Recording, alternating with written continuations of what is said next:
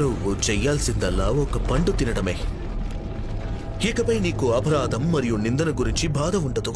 నీకు స్వేచ్ఛ ఉంటుంది. నీవు దేవుడిలా అయిపోతావు.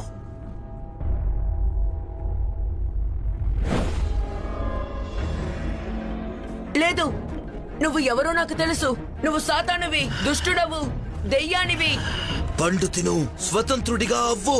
లేదు, నేను తప్పు చేశాను. అయినా నన్ను ప్రేమించే వారి నుండి పారిపోయి నీ దగ్గర ఉండటం కన్నా వారు నాకు వేసే శిక్షని అనుభవించడం మేలు. నువ్వు బలహీన మనసు గల అవివేకివి. నిన్ను ప్రేమించే వారి చేత శిక్షించబడటం మంచిదా?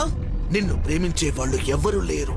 అందుకే నువ్వు ఇక్కడ ఒంటరిగా ఉన్నావు. నీకంటూ నిన్ను కాపాడగలిగిన బలశాలి ఎవ్వరూ లేరు, నేను తప్ప.